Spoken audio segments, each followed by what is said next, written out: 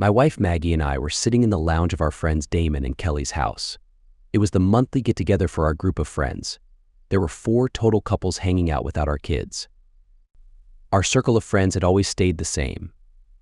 The wives had been inseparable since grade school, and we husbands just fit right in. It took about 3 years after college for the group of girls to all get married and start families, and they were all stay-at-home moms.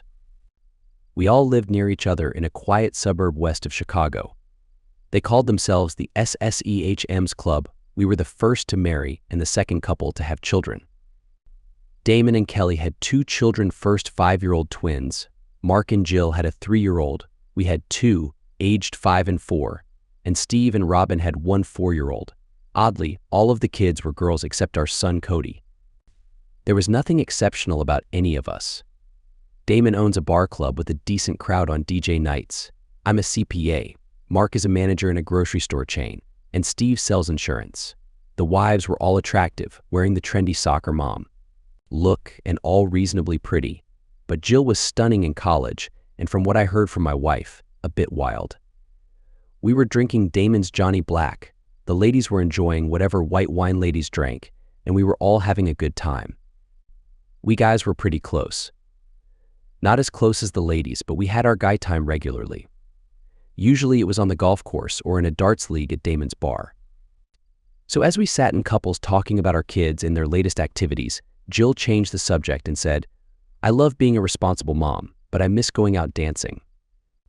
The other ladies agreed and began reminiscing about their pre-kid adventures. Maggie said, "Why don't we plan a night out and go dancing tomorrow? We can leave the men in charge of the kids and have a fun night out." Damon said, "Why can't we come with you?"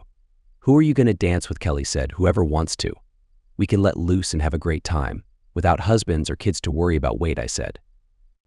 That's the whole point of having these monthly get-togethers. A night out away from the kids.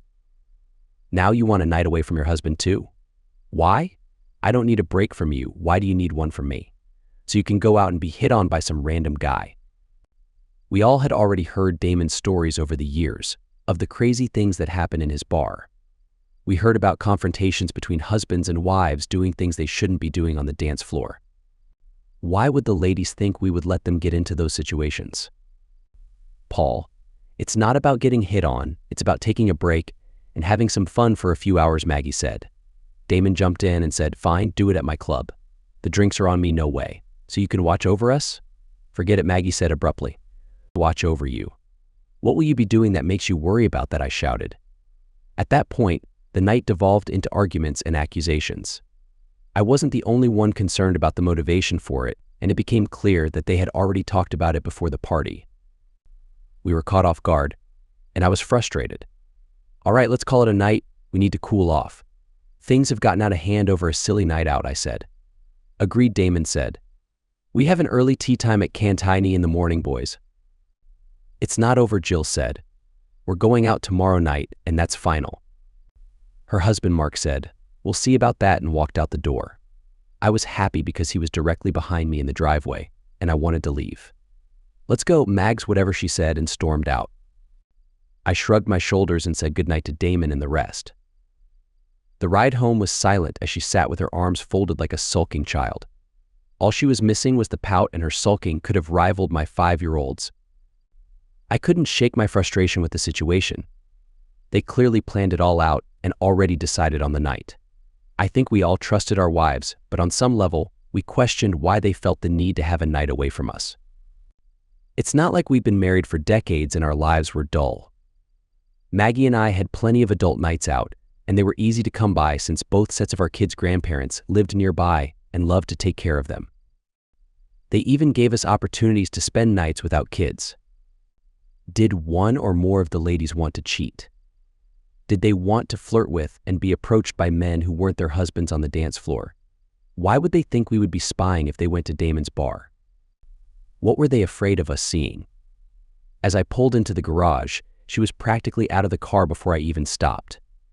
With the kids at her mother's, I figured I was going to get an earful as soon as the garage door closed. After 3 glasses of wine at the party, she was just open enough to let out all of her frustrations. "Why are you being so difficult?" I had to think quickly and decide how far I wanted to take it. I decided to just let her vent and lose some of her frustration. Well, what's your problem with me going out with my friends?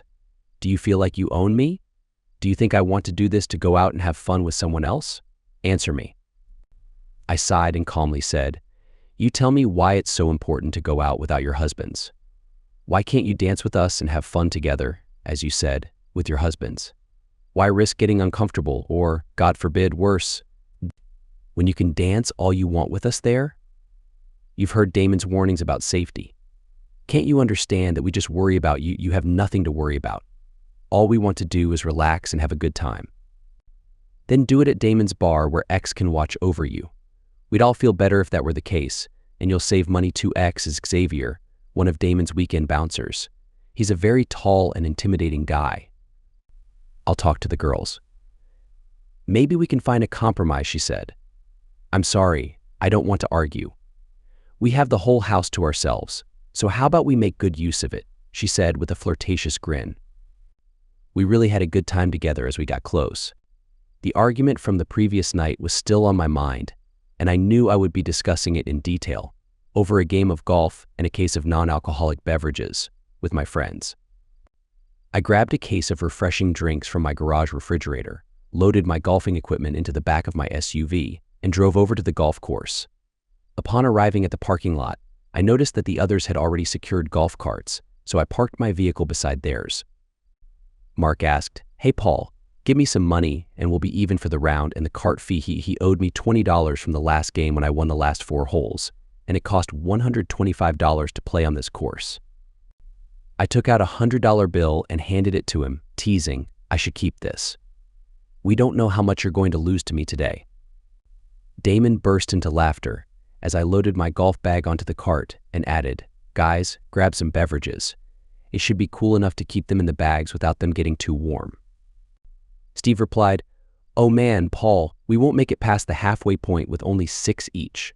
The beverage vendor is definitely going to make some profit off of us today."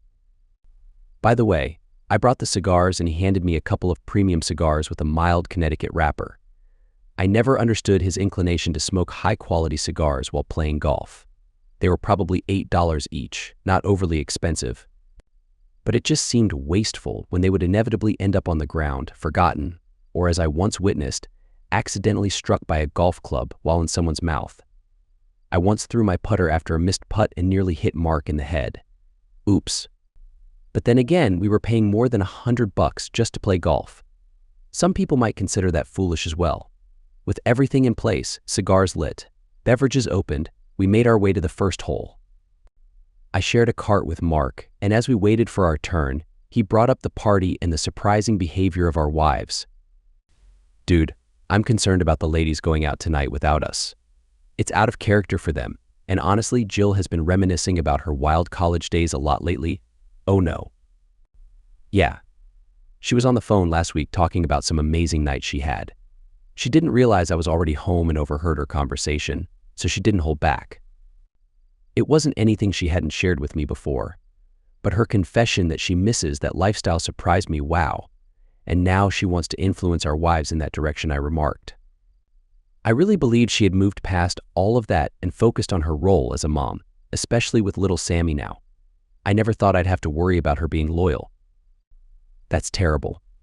She's the one who brought it up during their confrontation last night, so it's likely that she's the driving force behind this. However, Maggie seemed far too ready to defend the idea as well. Mark nodded, and I could see the sadness in his eyes. It just didn't make sense. Mark treats her like a queen. She has all the modern accessories for a stay-at-home mom, a substantial amount of savings, and her own scrapbooking room in the house.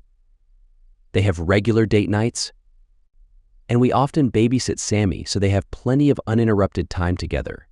She should be content. Perhaps that's not the life she truly desires.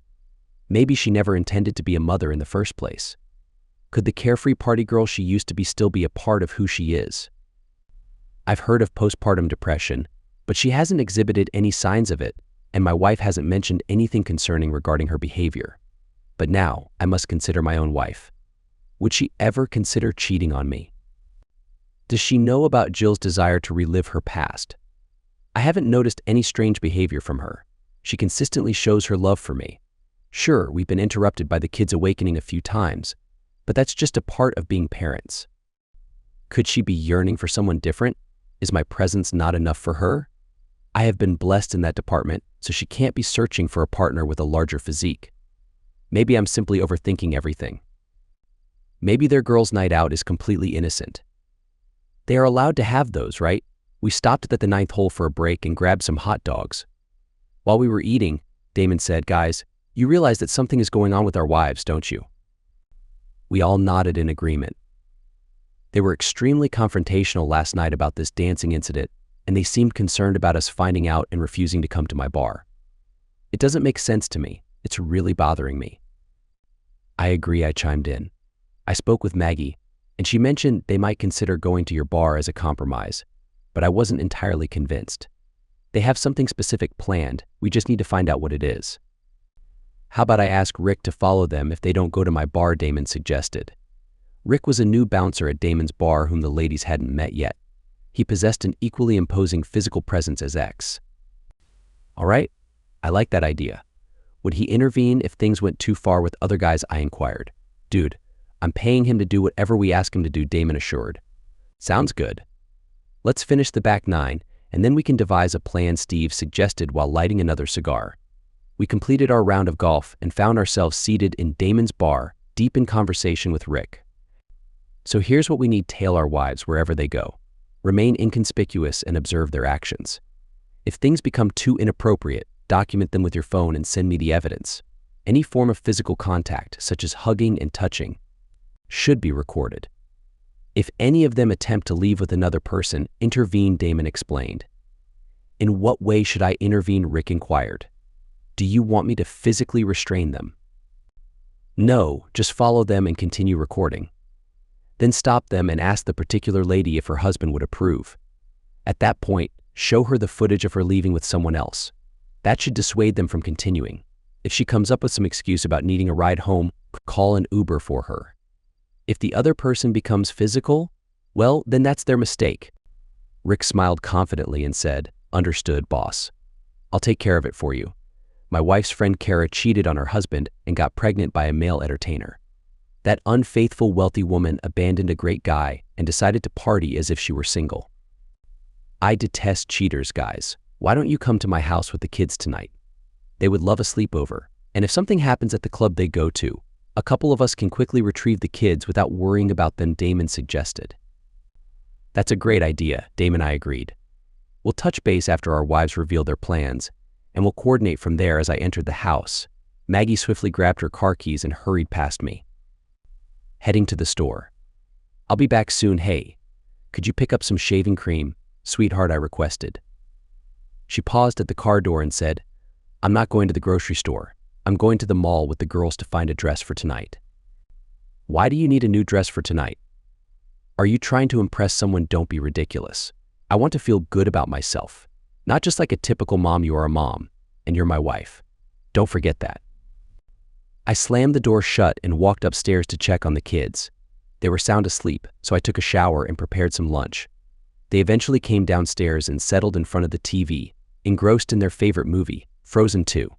Happiness washed over me as I witnessed them sitting side by side on the floor. I couldn't help but reflect on the profound love I had for my family. The thought of Maggie contemplating infidelity would absolutely devastate me. Why would she risk everything we've built together? She had always appeared content. Before we got married, we had numerous conversations about our dreams for the future, and we shared the same vision: a loving family. She must understand that if she cheated, it would be the end of our relationship. I had a previous engagement where my partner was unfaithful, and she was the one who truly helped me move on from that 6-month period of heartache and showed me that I could love and trust again. I would never tolerate infidelity, and I would never support her friends in their unfaithfulness if she herself were not involved. Someone needs to be the voice of reason, not an enabler. I expect that person to be her. I was playing Candyland with my children when she arrived home at 6 p.m. Our usual dinner time had come and gone, and we decided to snack instead since we were having pizza at Steve's later. She brushed past us and headed straight to our bedroom without uttering a word. It was clear she was avoiding me and the impending discussion about her night out. It shouldn't take nearly 4 hours to shop for clothes. Cody shouted, "Mommy, come play with us." Either she didn't hear him or chose to ignore him. I had a sinking feeling it was the latter. "Go and talk to her, buddy," I said, and he raced up the stairs. I couldn't hear their conversation from downstairs, but I did hear the sound of his bedroom door slamming shut. My daughter Heather exclaimed, "Oh yes, sweetheart. Definitely, I walked upstairs to see what was going on and heard my wife on the phone." She had the bedroom door closed, but I could make out her side of the conversation well enough. "Right," she said. "There's no way we can have a blast at Damon's. I say we tell them we are going there, just so they don't argue about it, and then we head over to saddle up for the real party after a few drinks at Damon's. They've got a huge floor and all kinds of dance music." She said goodbye after that, and the shower started. I opened the door to Cody's room and he was crying. "What happened? Kiddo, mommy told me to stop bothering her and leave her alone." I hugged him and said, "Don't worry, son. We're gonna go to Uncle Steve's and have a sleepover with all your friends, Heather too. Yep, your sister too. Now cheer up and let's finish our game." He ran downstairs, and it was as if nothing happened. Thank goodness for short attention spans. I texted the guys in a group chat and let them know what I heard. It was Jill she was talking to, because Mark told us he was listening to Jill's side of the same conversation. I was finishing up Candyland cleanup when she came down wearing the most stylish short skirt and high heels I'd ever seen her wear. "What's for dinner?" I asked while the kids were in their rooms. "What do you mean?" "I told you I was going out. You have to handle dinner." "Actually, none of your plans were discussed with me. You left here and ignored me all afternoon. Now I see you dressed up and you're leaving. That made her angry. Forget you. You don't have to be rude about this. We're just going out to dance." "Right, dancing. In a skirt that barely covers you up and shoes you can barely walk in. You're wearing more makeup than a famous rock star and you smell like a perfume store. You snapped at your son, who was still crying over you telling him to leave you alone when I found him. And you couldn't care enough to comfort him. What happened to you? What happened to the woman I married, whose dream it was to be a mother? When did you change so much?" She slapped me and said, "Forget you. You'll be lucky if I come home now." She stormed out of the house and didn't even say goodbye to the kids. I was not feeling good about the night. Since they were starting at Damon's, we didn't have to worry about trying to find out where they were going. Rick had pictures sent to him of what they looked like, and he was waiting in the parking lot for them to leave. They wouldn't do anything stupid there. At 9 o'clock, Rick sent Damon a photo making sure the group of women leaving was them, and the fun was about to begin. With the kids in the basement watching movies, Steve had his older niece over keeping an eye on them. We were huddled in his family room, drinking from Steve's awesome beer selection, waiting for updates, and jumping every time a text came in. Rick just got to saddle up. "They took 2 cars, that's nice," Mark said. 2 cars, so if one leaves they can still have a ride home. I shook my head at our collective paranoia. 20 minutes later, we got another. Rick dancing now. Nothing out of bounds. No guys, yet we all breathed a momentary sigh of relief, but the stress was getting to us. We were all several beers in, and it wasn't low-alcohol Miller Lights we were drinking. These were heavy-duty, high-alcohol craft beers. I made a decision to stop drinking. If there was trouble, someone had to be sober enough to drive. The next text came a short while later. Rick, a group of cowboys that are all hat and no cattle, brought over a round of drinks. Lots of appreciative touching. No line crossed. Yet at that point, Mark was ready to run out and intervene. "Hold up, Mark," I said. "We expected some of this. It's not even as bad as we feared it would be yet. Let's wait a bit before we go off with guns blazing." "Okay, Paul, you're right. Shoot." "I'm so nervous though, we all are," Steve said. "Simon, have some pizza and calm down a bit." The beers are taking effect. As we were eating the leftover cold pizza, Damon's phone dinged again. Rick sending pics. Dancing dirtier now, our stomachs knotted up waiting for the pictures to come through. When they did, they were bad. There were no pictures of Robin. Jill had a hand on her backside in what looked like a slow dance. Kelly had her hand on her cowboy's backside and Maggie was close to her guy. Damon texted Rick about Robin. "What about the other redhead?" "Rick, she won't dance slow dances. She only dances fast numbers and line dances, and she isn't drinking." Her rhinestone cowboy moved on to greener pastures. Steve was happy and seemed like a huge weight was lifted off his shoulders. The rest of us, not so much. Steve went down to check on the kids while we fretted and got more upset by the minute, fearing the worst. Damon's phone dinged again. Rick, women are arguing. Looks like Red wants to leave. Just then Steve walked in. Hey, Robin's mad and wants me to pick her up, I said. Go get her. She clearly doesn't want to be there. Don't make her wait. He agreed and was out the door a moment later. This is unbelievable, Damon said. They are going to let their friend leave alone so they can stay there and act like wilds, I know. At least we know what's going on, Mark said. If Rick weren't there, I'd be a wreck right now worrying about her going back to her wild days. 20 minutes later, we got a video. It showed all of our wives dancing suggestively with their partners to some fast song. Jill had his hands on both of her partners and he was squeezing. Kelly was grinding against her guy's leg while he held her backside, and Maggie was leaning back into her guy while he nibbled on her neck. I threw my beer bottle across the room as Robin and Steve came into the kitchen. I told them I want no part of it. I can only imagine what they are doing, Robin said. What do you mean, Mark asked. Jill's out to have a good time. Kelly and Maggie say they aren't, but Jill is urging them to join her in some kind of crazy party at a hotel room. I told them no, and they called me names. Can you believe it? They called me uncool because I don't want to act wild. I was about to get up when Robin stopped me. Paul, she said all she was going to do was dance. I don't think Maggie is going to cheat on you. Doesn't sound like it, I snapped. Then we heard the front door close. Where's Mark? Damon asked. Oh no, he was just here, I said. Oh darn, we better go after him, Steve said as we ran out the door. He was just pulling out of the driveway quickly. Warn Rick, I said. Let him know trouble's coming and have him keep Mark out of jail on it. We pulled into the club's parking lot and waited. Rick let us know that he grabbed Mark as he went rushing in. He sent him back out and Mark was cooling off in his car waiting for us. Rick was keeping an eye on the inside. He reported that nothing worse happened yet and they were just sitting and drinking. We found Mark's car and he got out to meet us. I was really going to confront them in there, but Rick stopped me. I assume you warned him I was coming. Yeah, we don't need to be bailing you out of jail, Damon said. Damon's phone dinged. Rick, girls are leaving paired up. I know you're out there, but let's stick to the plan. Stay in your cars, all right, guys. Back in the car, they're coming out, Damon said. We saw the ladies' cars 2 rows in front of us, so we got in Mark's Traverse and waited. They came out laughing with their arms around their wannabe cowboys, and Rick was behind them recording as planned. Jill and her man got into the back seat of one SUV. Kelly and her man got in the next car, while Maggie and her man had to find his car for their privacy. As luck would have it, while Rick was stopping Kelly and Jill, Maggie was walking towards our car. As she approached, she didn't even notice us. I rolled the window down and shouted, "Hey!" She turned around the wrong way looking for me. I saw the panicked look on her face as she looked around. I opened the door and the others followed. They went to deal with their friends as I walked over to mine. Well, what's happening here? I asked. What do you want? Jerker man said to me. I want to confront you for messing with my wife. That's what I want. Hey, she said she was in the middle of a divorce. I didn't want to get involved with someone who's still married.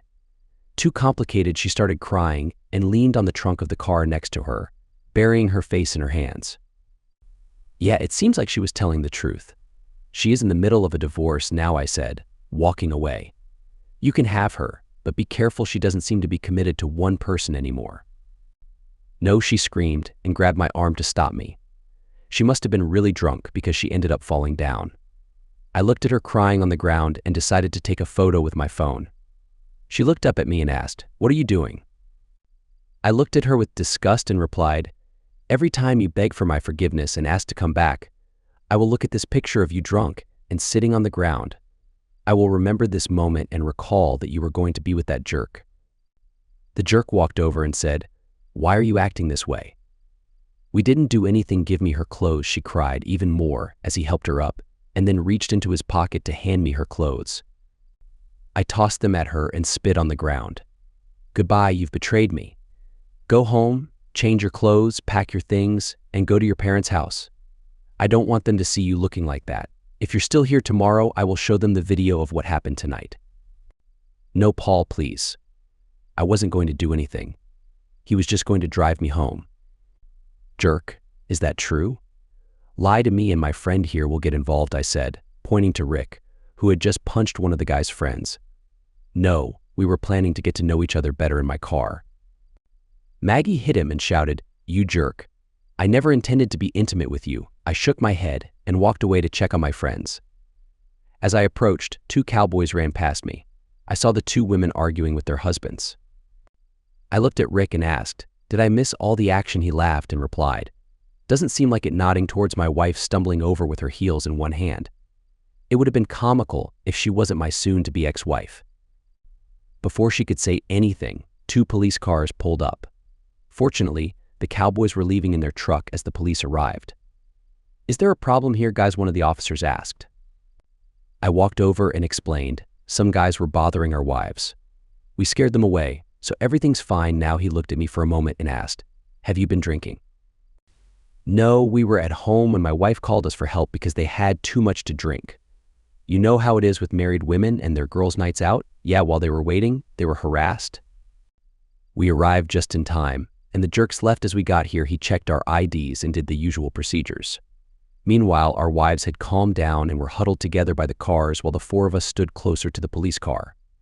The officer returned and said, "Okay, get them home safely." I nodded, and he added, "And you might want to keep them on a shorter leash." By the looks of them, he got into his car and they drove off. "Even the police think you look terrible," Mark said as he walked away. He got into his car and drove off, leaving Jill behind. Damon said, "Ladies, I just ordered a cab for you.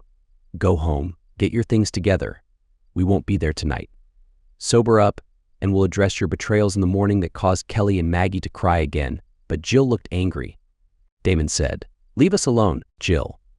This is your responsibility for dragging your friends into this mess, because you wanted to relive your wild days. You let your friends down and now you have to face the consequences. Thank God that Robin had the sense to leave and warn us.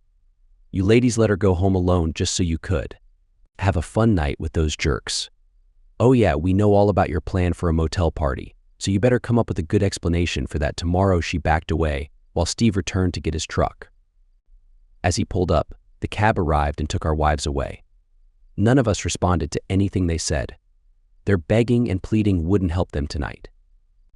"I'm seriously considering divorcing her," I said.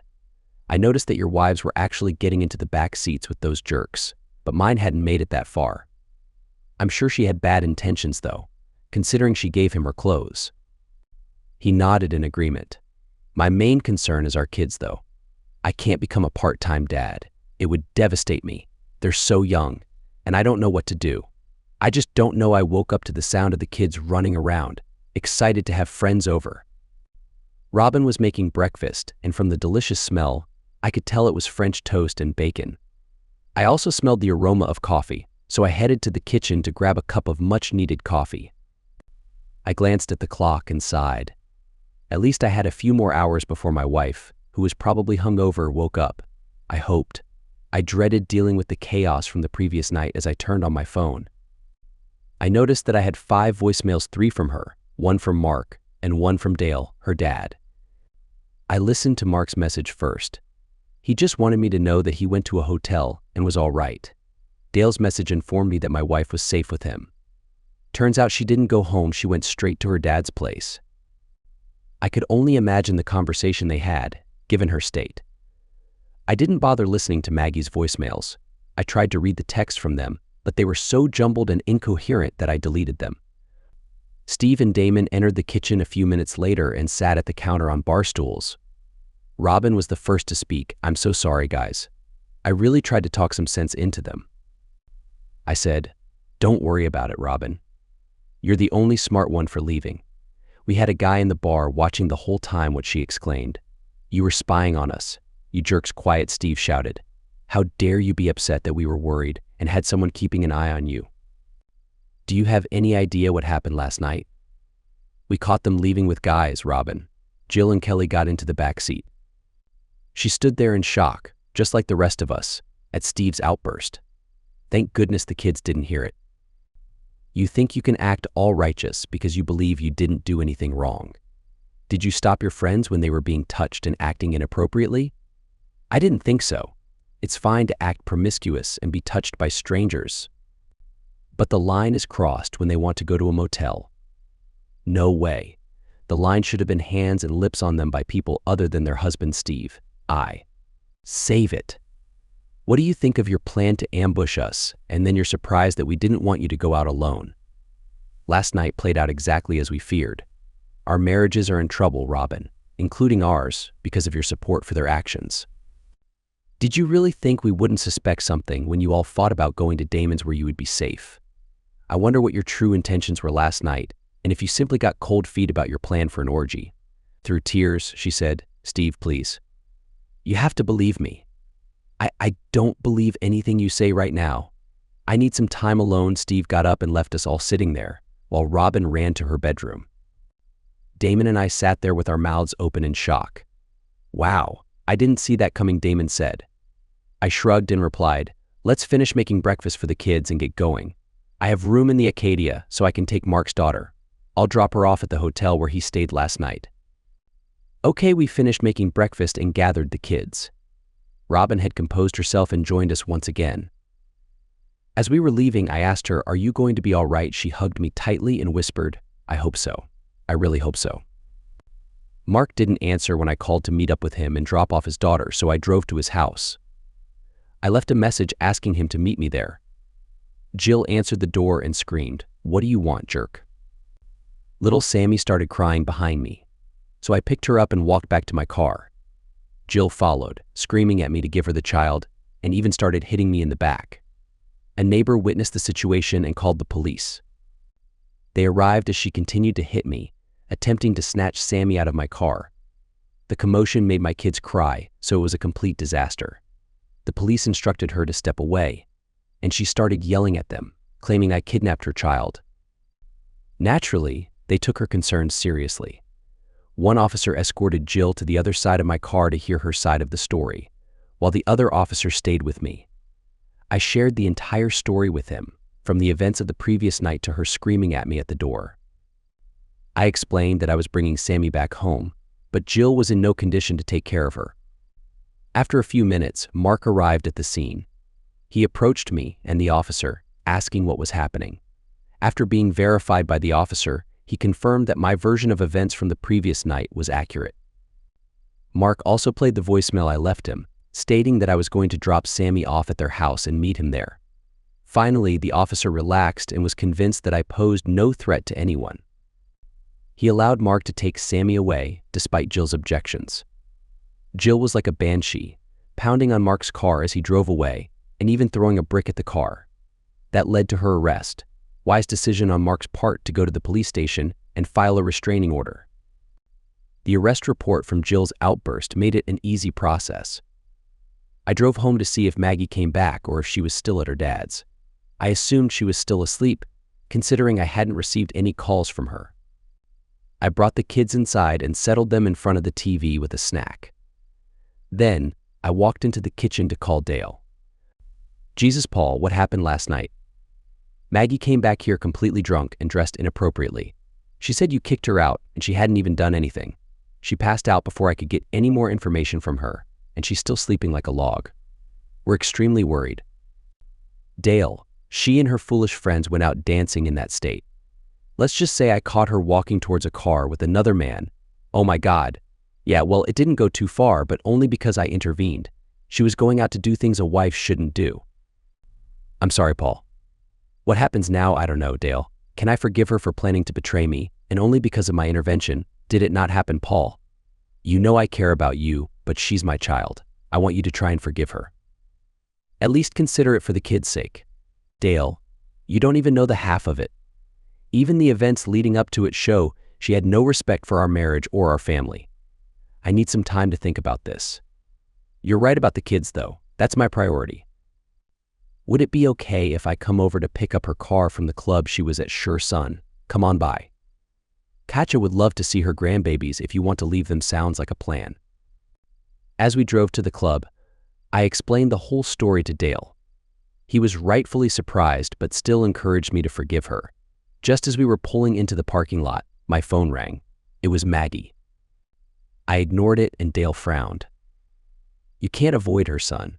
You have those 2 little ones and you need to talk to her. You can't let it become worse by not communicating. I know. I'm going to go home and wait for her. Would you mind watching the kids while we talk there? Of course. Please listen to her side. Maybe you could also talk to a counselor or a trusted person to help you get through it, sure Dale. Step by step, though, I sent a text to my wife telling her to meet me at home at 1, and she must answer 4 questions honestly to start a dialogue. 1, did they plan to pick up men? 2, were they planning to go to a different place? 3, why did she give him her clothes? 4, what was her intention in going to his car with him? Some of the answers were already known to me.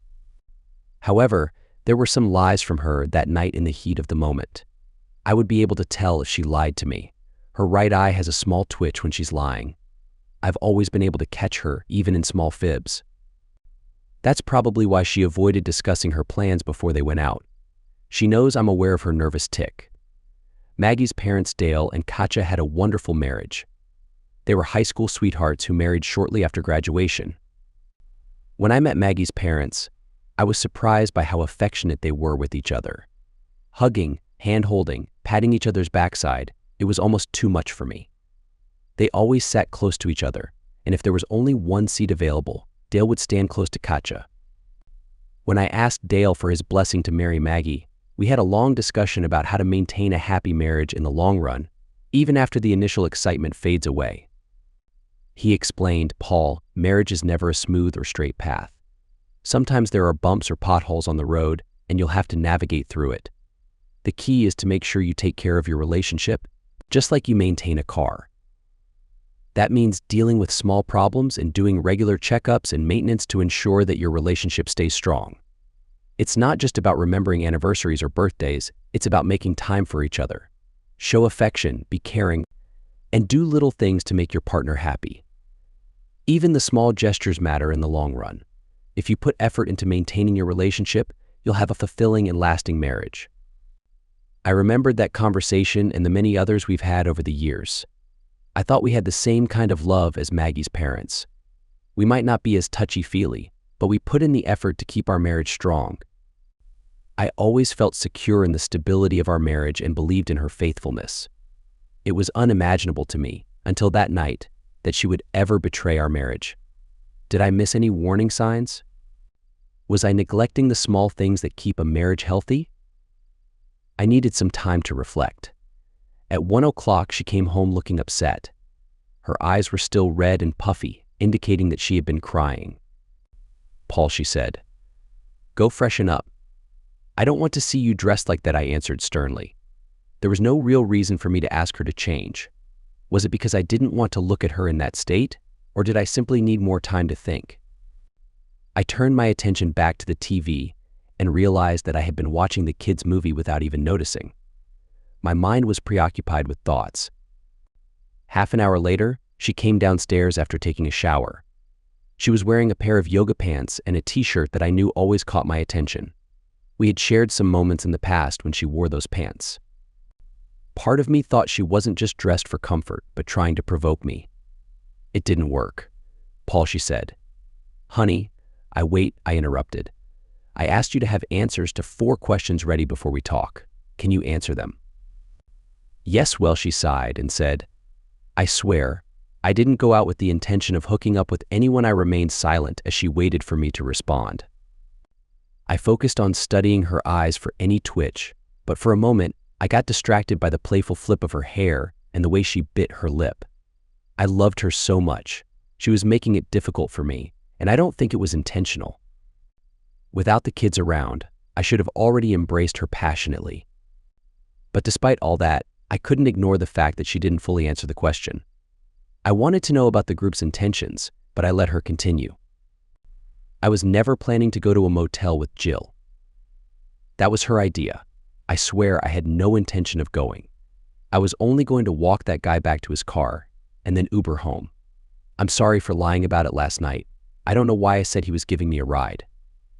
I think I panicked." Again, she waited for my response, and again, I stayed silent. "Yes, I gave him my clothes. I was drunk, and they dared me to do it. I went to the bathroom alone and took them off. I didn't let him touch me, and it didn't happen at the table. I swear, he never touched me down there." I knew that was true because Rick was watching her, and he would have noticed if anything happened. but I was still angry that she did it. Paul, I swear to God I was not going to get in his car. I wish you had waited to see that before coming out. I know you don't believe me, but it's true. I was going to hug him goodnight, and I know that's bad enough, but I was not going to get in his car. Give me your phone. Why just do it fine? Here I opened her recent calls and saw calls to all the other girls. They must have been trying to get their stories straight. Then I noticed a number saved as Simon. Who is Simon? I asked. She avoided the question, and her eye twitched, but she didn't answer. Who is Simon? Maggie, the guy from the bar? Why did you save his number? I didn't. He must have done it when I was in the bathroom. Yeah, right, I thought. There's one thing I can't get out of my head. You told him you were in the middle of a divorce. Explained that we wanted them to buy us drinks. We didn't think they would if we were married. Why do they need to buy you drinks? Are we suddenly struggling for money? We have enough in the bank. I'm sorry. I don't know what else to say. We were foolish, I understand that. I messed up, but I never intended to cheat on you. All the evidence seems to suggest otherwise. You hid your plans, dressed provocatively, slapped me, and even told him we were getting a divorce. Your friends jumped right into the back seat with their guys. All of that indicates to me that you had planned on cheating. She started crying and ran out of the room. My anger had subsided, and I felt calmer. I didn't see any signs of lying from her. I couldn't decide whether her actions or her intentions mattered more. I had intervened before anything happened, so I couldn't know if he could have persuaded her to get into his car or not. In her sober state, they were able to convince her not to go through with it. But what else could they have convinced her to do? Her behavior completely shocked me. She had never acted this way before. Sure, she became more adventurous in bed after a few drinks, but nothing like what happened that night. I was completely lost on what to do next. For 24 hours, from the argument at Damon's house, she was a completely different person. I left the house without checking on her and called Mark. He was back home with his daughter after obtaining a restraining order against Jill. He invited me over to talk about our problems, and I agreed. It seemed like sharing our struggles might provide some comfort. I stopped by to pick up a couple of 6-packs of Two-Hearted Ale and headed over to his place. It was going to be a challenging day. When he opened the door, I could tell he was upset. He was usually cheerful and always smiling, but now he looked like he hadn't slept in days. Sammy is taking her nap. Come on in, he said, carrying the baby monitor with soft music playing in the background.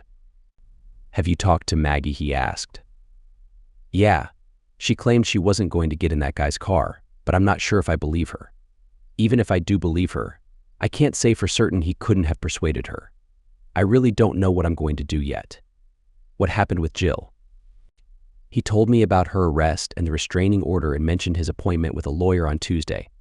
So it's really divorce, then I said. Yeah, check this out. These texts helped me get the restraining order, he said, handing me his phone. He showed me a string of texts that Jill sent him after she left the club. The first one shocked me. It read, "You jerk. Just because you ruined my night doesn't mean you ever have before. I'll have you eating their snacks out of my hand again. Just wait. I may just have my next friend make you watch and clean his hands with your napkin."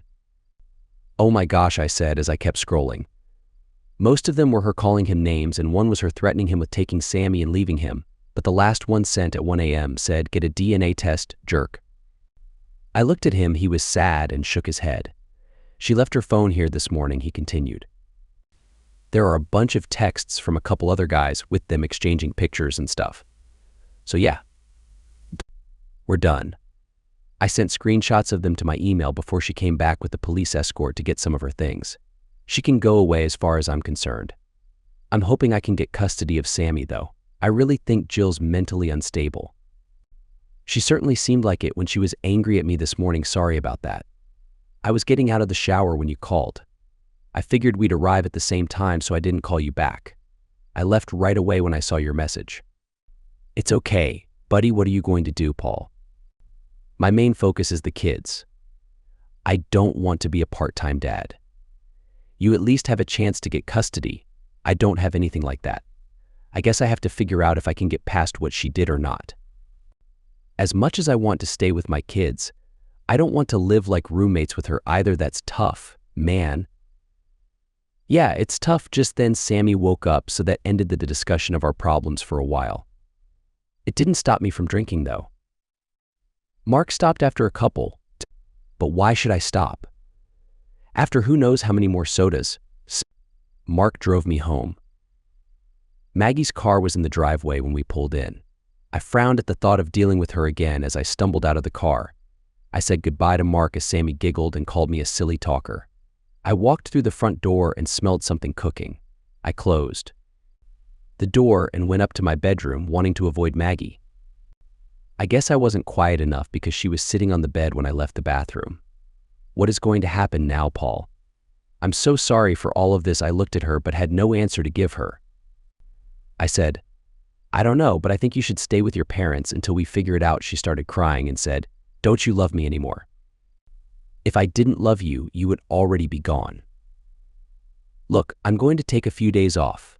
I'll get the kids from your folks and take care of them here. I need some more time to think about this. Take some clothes for them and let them spend the night with you. I'm not in a good condition to pick them up. Will you have dinner with me? I made you your favorite meal. Making my favorite meal isn't going to fix us, I know. I just wanted to do something nice for you. I love you so much, Paul. It's hurting me what I've caused. You have to believe me. I was never going to cheat on you. I think you should go now. I'll pick the kids up from preschool tomorrow if you'll drop them off there. All right, she said, crying. I love you so much. Please let me come home soon. She tried to hug me, and I backed away.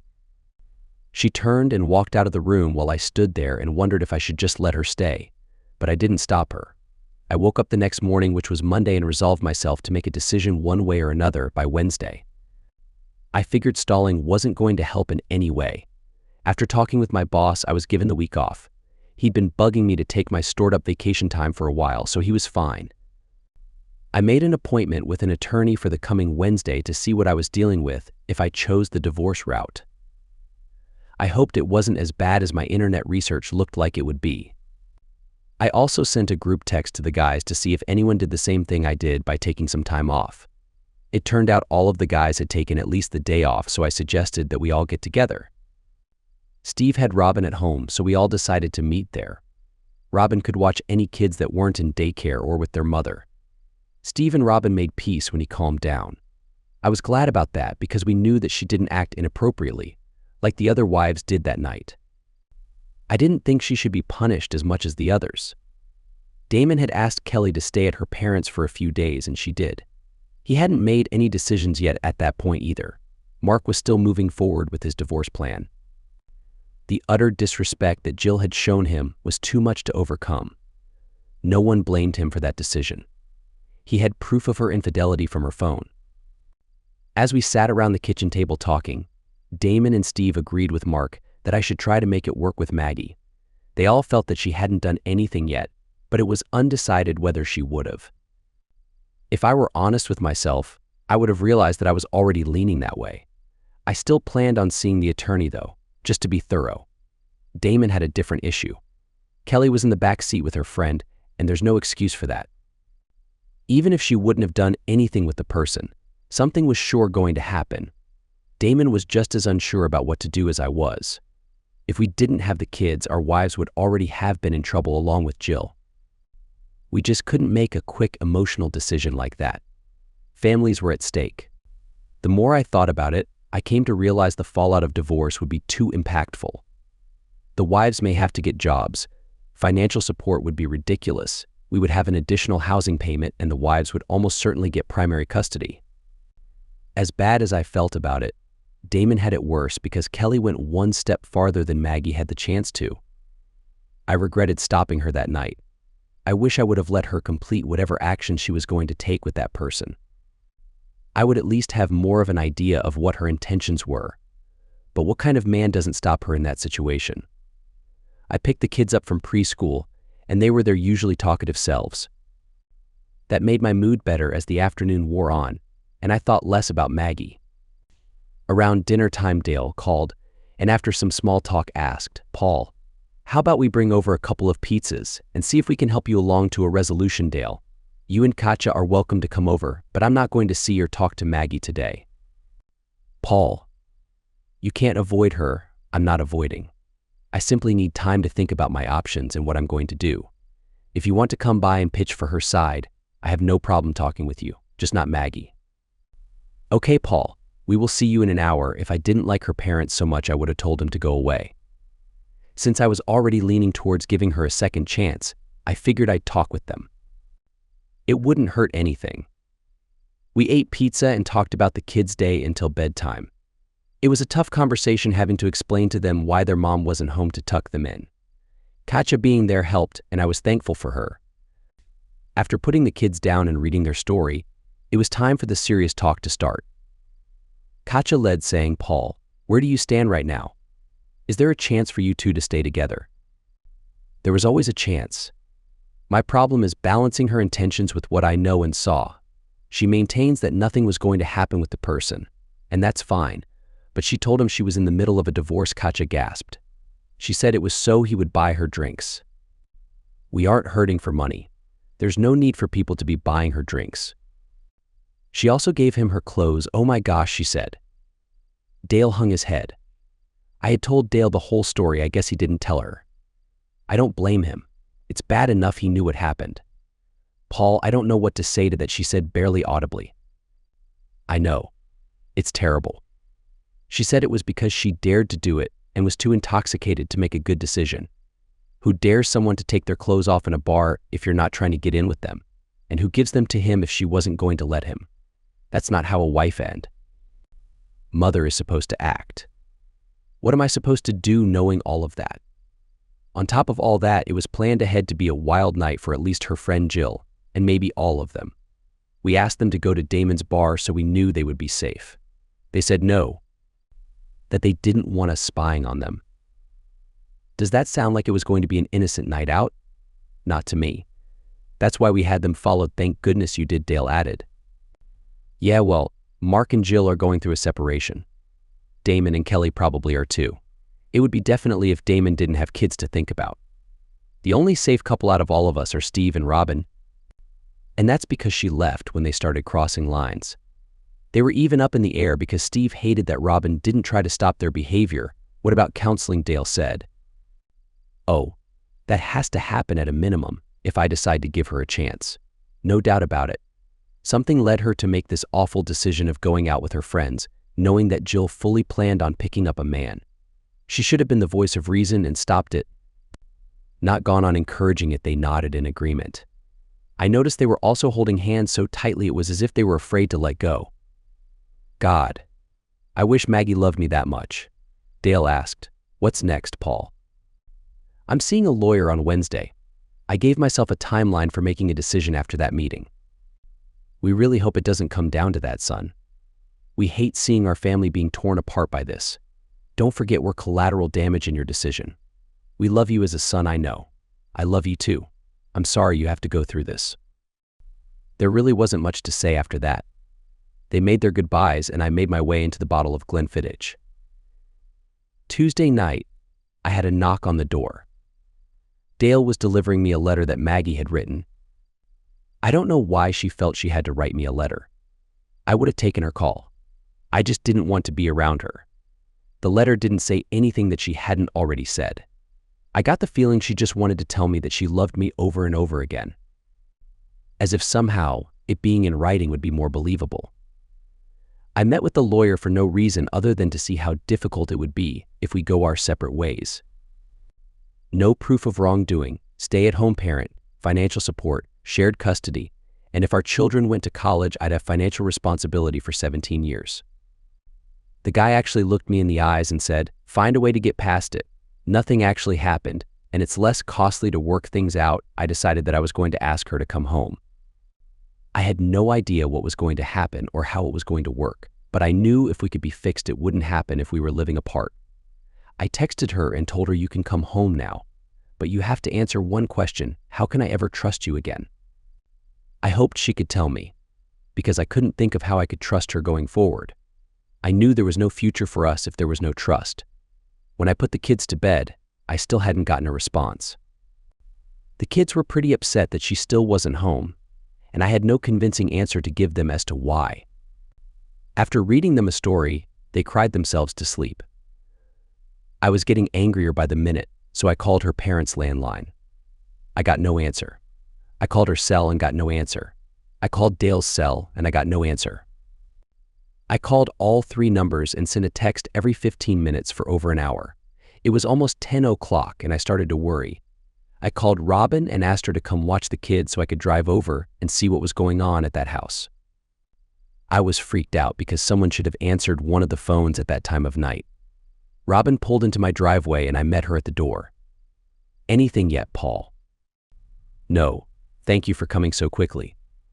I'll let you know what's up as soon as possible." It took only 10 minutes to get to the house and it was quiet. I saw that Maggie's car was in the driveway, so I rang the bell and got no answer. I used our key for their house and let myself in. I saw nothing of note anywhere and Dale's car was gone. I looked around some more and still found nothing. I called Dale's cell again and heard it ringing in their bedroom. Wherever they went, he left his phone. Katja had a cell, but I didn't know the number. I never needed it. They were always together and always called me from their landline if they called me. We didn't have a landline anymore. We always used our cell phones. I picked up Dale's cell and thankfully it wasn't locked. I scrolled through and found Katja's cell number. I heard it ringing in the kitchen when I called it and found it in her purse. Where could they have gone in such a hurry that they didn't grab their cell phones in her purse? I called Maggie's phone again and heard it ringing in the other bedroom. "Shoot," I said out loud. What the heck was going on? I needed to use the bathroom and there I saw it on the sink. It was an empty bottle of sleeping pills. I thought the worst and dropped to my knees in tears. Why didn't they call me, I thought, as I composed myself and ran out to my car. There was a hospital only a couple miles away, so I drove like crazy and left my car running in the emergency room drop-off lane. I ran in and gave the lady at the desk all 3 names to look for, hoping they weren't there. They had Maggie, but she was in the emergency room, and they wouldn't give me a condition. I said a silent prayer that she was alive, and thankfully they let me in. I hurried down the maze of halls trying to find her room. I found Maggie in a bed connected to machines, but no Dale or Katja. I took the hand that wasn't connected to the IV and cried. A few minutes later, a nurse came in. "Are you related to her? She's my wife." "Is she going to be okay?" "Yes. She had her stomach pumped. She'll sleep for a while, but all of her functions are normal now. They got her here in time, thank God." "I'm glad they found you."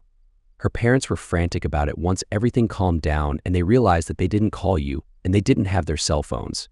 "She's going to be moved to a room to be kept overnight soon. You've got some forms to fill out, insurance and such." "Okay. Thank you." Just then my phone rang. It was Robin. "Paul, she's in the emergency room. You have to..." "I'm here, Robin." "I'm with her. How'd you know?" "Dale says he couldn't call you. I found an empty pill bottle and their phones at the house and feared the worst. I rushed over here." "Paul, it's Dale. I'm here with her, Dale." "I'm sorry, son. When we found her, we rushed her there in a panic and forgot our phones. All our numbers are in the darn devices. We don't even try to remember them anymore. We couldn't figure out how to get a hold of you." Katja was in bad shape and panicking, so I couldn't leave her until they told us Maggie was going to be all right. Once Katja settled down, I rushed over here to get you. Katja isn't in the room. I'm not sure where she is. She was going to the chapel. I'm on my way back. I'll see you soon, Paul, Robin said, coming back on the line. "Robin, can you stay a bit? Of course. I'll spend the night. Don't worry about a thing here." "Thank you." "I owe you. Forget it." "Keep me posted." "I will. Thank you." Maggie wasn't going to wake up for a while, and it would be a bit before she was moved to a room, so I went to check on Katja. I still needed some answers, and I wanted to make sure she was okay. I found her in the chapel praying. She saw me and ran into my arms. "Oh, Paul, I was so scared." "She took pills." "Why? What happened?" "We don't know. She was in her room all afternoon. A while after dinner, I went to get her for some tea, like we do each night, but she was slumped over on her bed. She was barely awake but said something about a stupid mistake in pills. It didn't take long to realize what she did. Dale carried her to the car and we rushed her over here. We didn't think to grab our phones. I didn't even grab my purse. Yeah, I saw that. I went to your house when no one was answering or responding to my texts. I couldn't figure out why she didn't call me after I told her to come home. You told her to come home. Yeah, we still have a lot of talking to do, but being apart won't help that. Why would she do this then? It doesn't make sense. She wanted to go home to you so badly. Well, we'll have to wait for her to tell us. Simon, they'll be moving her to a room soon, and Dale's on his way back. We were with Maggie when Dale got back. Katja had fallen asleep. Any change, he asked. No. Just waiting, okay. Oh, here are your keys. I saw your car in the drop-off lane. I parked it for you, thanks. I forgot I left it there running. Someone must have turned it off for you. It wasn't running. You're lucky it wasn't stolen. Wasn't really thinking about that at the time. Mr. Forget his phone at home. Yeah, but we're old. We have an excuse. They got Maggie settled in a room and told us to go home and get some sleep. There was nothing we could do, and there was no telling when she'd wake up. I completed all of the insurance info and signed the necessary forms and headed home. After filling Robin in with Maggie's status, she asked me why she would do it. I don't know, I said. I asked her to come home and… Oh shoot. What Robin asked. I told her to come home, but she had to tell me how I could trust her again. Darn, I bet she took it the wrong way. I meant it to be a door opener for a talk, not a door closer if she couldn't come up with an answer. Shoot, this is my fault. No, stop that. It's not your fault. She created a horrible situation for herself and has been a wreck for days. It was her choice. You have to be strong now so you can build her back up. She's going to need you now more than ever. You have to have your mind right. Your children need her healthy. Okay. This is just not what we needed right now. I can't put my marriage back together if I have to put her back together first. You guys and your girls' night out, what do you think of that now? We know we were foolish. I'm so sorry you're going through this. She hugged me and left. I dropped the kids off at preschool and went to the hospital. I walked in a half hour before visiting hours. No one stopped me, so I'm not sure if it was okay or not. I didn't care. She was asleep when I walked into her room. I saw a tray of food was sitting there untouched. I remember that was one of the things I filled in the night before, a breakfast selection. I figured she hadn't woken up yet, and I was glad for that. I wanted her to see me there when she did wake. I hoped it would help her state of mind and take one thing off of it if she knew I was there for her. I took her hand, leaned over, and hugged her. She stirred but didn't wake, so I slid the big chair closer and sat down. I held her left hand with my right and browsed the news on my phone. Dale and Katja walked in right at the start of visiting hours. They smiled seeing me, and Katja asked, "Has she awoken?" I don't think so. I haven't seen a nurse yet, and her breakfast wasn't eaten, but that doesn't mean anything. How are the kids? I didn't tell them anything. They just went to preschool, as if it's a normal day. Good, no need to upset them, Dale agreed. We talked about nothing for a few minutes before I said, "When she's released, I'm taking her home with me. That's best. She needs her stability back. She needs her family, her children. She's obviously lost without you," Katja said. I just don't understand why. Dale said. You told her to come home. Why do this? He told me to come home if I could tell him how to trust me again, Maggie said. Now awake. I squeezed her hand and looked at her with a tear in my eye. Katja and Dale jumped up and came over to the bed on the other side. Honey, what would make you do this though? Dale asked. I tried all afternoon and all through dinner and after. I couldn't figure out a way to show him that he could trust me. I just couldn't bear it. If I couldn't go back to him, I couldn't go on without him. I never meant it as a condition of your return. I meant it as what we had to work on first, together. Baby, doing what you did hurts more than what caused our problems in the first place. Your kids need you. I need you. I can't lose you. I said and hugged her. She started crying and said, I'm sorry. I'm so sorry I did this to us. I love you so much. Please forgive me. The nurse came in and ended any further discussion. The nurse did what nurses do and said, if all is well on your blood work and the doctors don't think you'll try this again, you'll probably get out of here later today. You're a very lucky woman, more so than you know, she answered. Talk was kept casual for the rest of the morning, and I left her for a couple of hours when I had to pick the kids up. Her parents and I decided that I would bring the kids to see her. We figured she could use all of the positivity that we could muster for her. As I was waiting for the elevator, the doors opened and Jill and Kelly were standing there. Robin must have told them what happened. Jill saw the look on my face and put her hands out. We just want to visit. We don't want any problems. You caused this. This is a direct result of your wild night out. If you don't get out of here now, I'm going to call the police and tell them you're harassing us. I'm sure that will look great at your upcoming court hearing trying to get to see your daughter. You're so mean. That restraining order is nonsense and you know it. What I know is you are not the person you pretend to be. You're horrible for what you threatened Mark with. I saw your texts. You disgust me. If I ever see you around my wife again, I'll do anything I can to hurt your chances in court. She looked like she was ready to throw a punch when Kelly took her hand and pulled her away. You don't need this right now, she said. I told you this was a bad idea. You're terrible. Paul, Jill said as they entered the stairwell. You better hope I don't see you there, jerk. I couldn't believe she would show her face there like nothing happened. Some people just have nerves of steel, I guess. I picked up the kids, stopped at home, and then took them to the hospital. I saw her parents in the waiting area, and they said she was with a doctor, so we had to wait. We all figured it was a mental health evaluation. I told the kids that mommy was sick, but didn't get specific and they didn't ask. We decided that we'd say she had a bad stomach ache if they asked. It's silly, but we hoped they'd buy it. At 5 and 4, who knew what they would ask and believe? The doctor came to us and asked to talk to me in private. We went into a little office room, and he pointedly asked me, "Are you taking her back? She told me about your issues. I'm concerned that she isn't strong enough to handle it if you sent her away again or left her. Right now my plan is what it was before this, to bring her home. We can't fix our marriage if she isn't home." He nodded agreement. This situation takes priority though, doesn't it? We need to get her mind right before we get us right, don't we? Yes, to a certain point, he answered. You have to overlap the treatment of both. If you get her comfortable that your marriage is okay, and then it doesn't work out, her depression may get worse. I'm recommending that she starts seeing a therapist on her own, and I highly suggest you see one together. You don't have to prioritize one over the other, especially with your marital issues being the foundation of her personal issues. Can she come home? Yes. I'm recommending release today. She'll have a prescription for some antidepressants and a referral for a therapist. I suggest seeing the same one together.